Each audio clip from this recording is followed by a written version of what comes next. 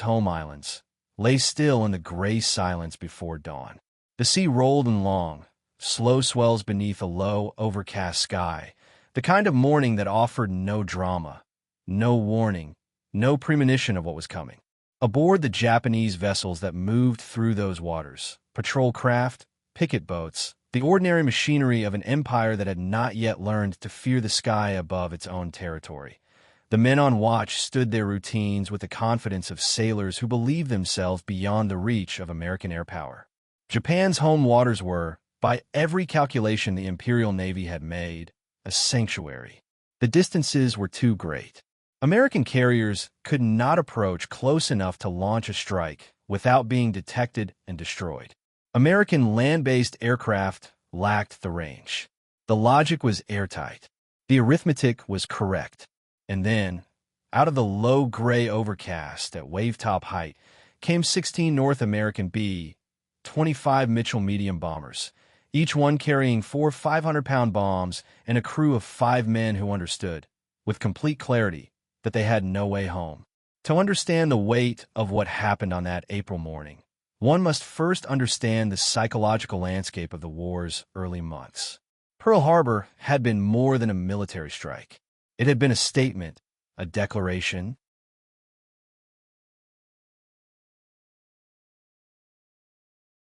Delivered in the language of fire and wreckage, that the Pacific Ocean belonged to Japan and that the United States, whatever its industrial potential, was not prepared to contest that claim in the present moment. The fall of the Philippines, of Guam, of Wake Island, the surrender of Singapore, the destruction of the British Force Z, HMS Prince of Wales, and HMS Repulse. These had confirmed, in a cascade of Allied defeats, that the Imperial Japanese military was operating at a level of effectiveness that its enemies could not currently match. In Tokyo, in the naval academies, in the wardrooms of the combined fleet, there existed a settled conviction that the war's first phase had gone precisely according to plan and that the defensive perimeter Japan was establishing across the Pacific would hold until the Americans, exhausted by the cost of breaking it, agreed to negotiate terms that preserved Japan's essential gains. The home islands themselves were not a concern. They were the sanctuary at the center of the empire, protected by distance, by the combined fleet, and by the logical impossibility of American air attack. Colonel James H. Doolittle understood the value of attacking the impossible. He was 55 years old in the spring of 1942, a man whose biography read like an argument for the proposition that audacity and precision, properly combined, could accomplish things that conventional analysis ruled out. He had been a pioneering aviator, a racing pilot, a doctor of aeronautical engineering from MIT, and a man with an instinct for the decisive gesture that had brought him, in the darkest winter of the American War, to the attention of those planning the operation that would become the most psychologically significant air raid of the Pacific War. The plan was, by the standards of conventional military planning, barely rational. B-25 Mitchell bombers, medium bombers designed for land-based operations, would be loaded onto the deck of the carrier USS Hornet, sailed to within striking range of Japan, launched from the carrier deck on a one-way mission, bomb their targets in Tokyo and other Japanese cities, and then attempt to fly onward to friendly airfields in China. The bombers could not land back on the carrier. The carrier could not wait. The crews would fly until they reached China or until they ran out of fuel, whichever came first. Doolittle briefed his men on these terms with the directness of someone who respected them enough not to soften the arithmetic. The USS Hornet and her escort task force, including the carrier USS Enterprise, had sailed from San Francisco on April 2nd, 1942, carrying the 16 B-25s and their 80 men as a secret that the Navy was determined to protect until the last possible moment. The plan called for the task force to approach to within 400 miles of Japan before launching, close enough to give the B-25s a reasonable chance of reaching China after their strikes, but far enough that the carriers themselves could withdraw before Japanese naval forces could intercept them. On the morning of April 18th, however, the Japanese picket boat Nidomaru detected the task force at approximately 650 miles from the Japanese coast, 250 miles earlier than the planned launch point. The picket boat transmitted a warning before it was sunk by gunfire from the cruiser USS Nashville, but the transmission had been made. The question of whether the warning had been received and acted upon was one that Doolittle and the task force commander, Admiral William Halsey, could not answer with certainty. What they could answer was the question of what to do next. Halsey sent the signal, launched the planes. The B-25s had not been designed to take off from a carrier deck. The deck of the Hornet was 860 feet long. A B-25 required, under ideal conditions, considerably more runway than that. The conditions on the morning of April 18th were not ideal. The sea was running heavy, the deck pitching in swells, and the aircraft were loaded to maximum weight with fuel and bombs. The launch required each pilot to time his takeoff run to the pitch of the deck, lifting at the moment the bow rose, using the upward movement of the ship itself as a final increment of lift. Doolittle went first, as he always did, the leader demonstrating what he was asking of others before asking it. His aircraft lifted cleanly. The others followed, one by one, some with margins so narrow that observers on the Hornet's deck held their breath until the wheels cleared the bow. All 16 aircraft became airborne. All 16 turned west toward Japan. For the Japanese sailors and officers aboard vessels in the waters east of the home islands, the morning had offered nothing unusual until the moment it offered everything unusual at once. The B-25s flew at extremely low altitude, in some accounts below mast height, to avoid radar detection, and the first warning many vessels had of the approaching aircraft was the visual sighting of the bombers themselves, already close, already committed to their attack runs. The terror in that moment was not simply the terror of being attacked. It was a specific, destabilizing terror that came from the violation of a foundational belief. These were American aircraft. They were over Japanese waters. They were not supposed to be here. The defensive logic of the empire's perimeter, the calculations that had placed the home islands beyond the reach of American air power, had been built on assumptions that were now, visibly and immediately, wrong. The men who watched those aircraft pass overhead, who felt the shock of bombs detonating, who transmitted increasingly urgent reports to the naval command structure, were experiencing something that the imperial military had not prepared them to experience: the sensation of being surprised inside what was supposed to be a sanctuary. The raiders struck Tokyo, Yokohama, Nagoya, Osaka, and Kobe.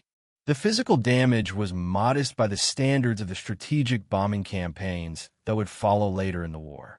50 buildings were destroyed or damaged. Approximately 50 Japanese civilians were killed. The military installations targeted suffered limited harm. By the metrics of conventional bombing assessment, the Doolittle raid was a minor event.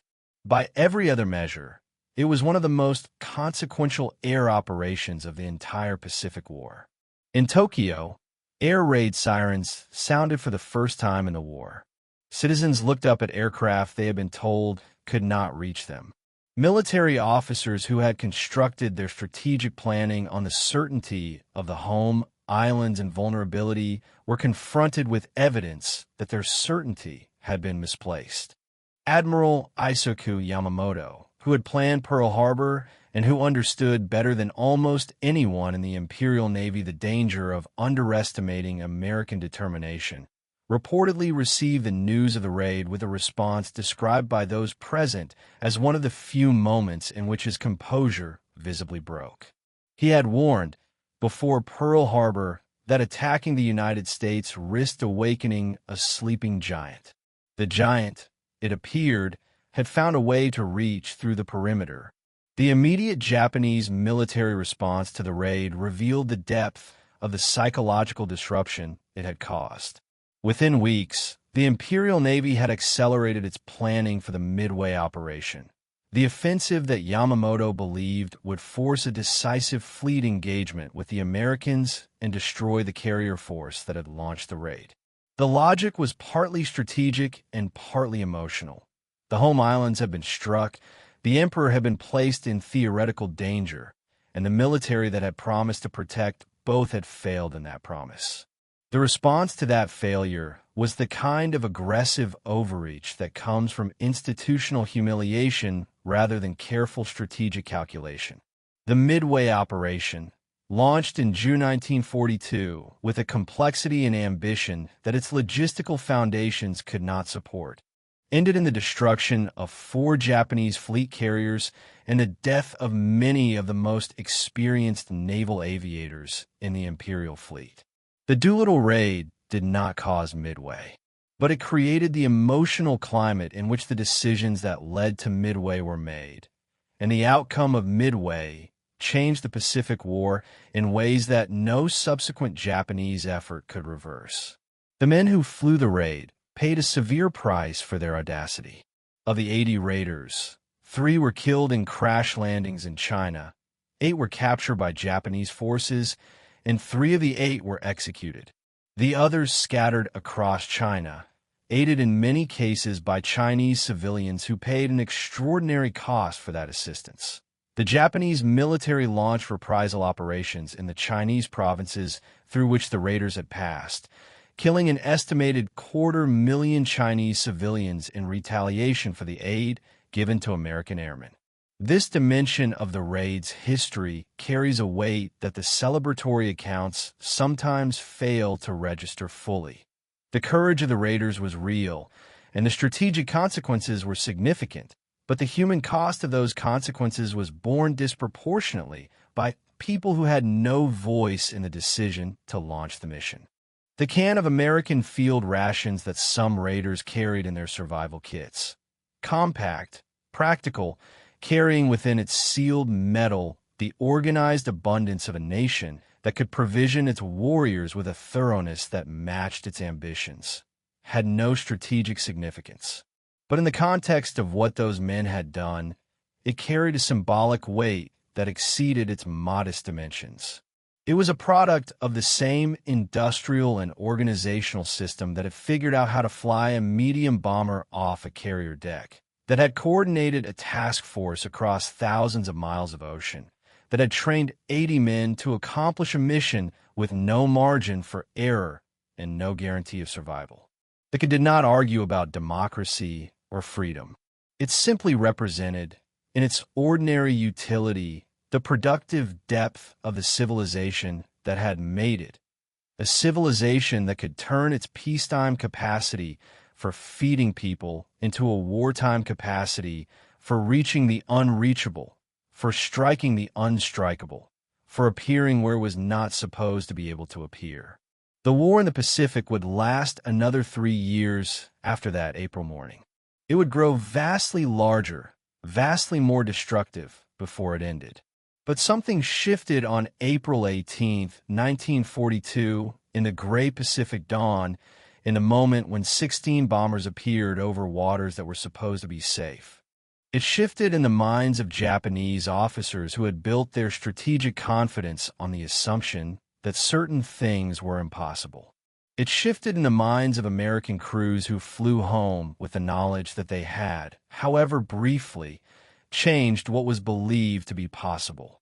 And it shifted most lastingly in a larger argument that the war itself was making about the relationship between freedom and capability.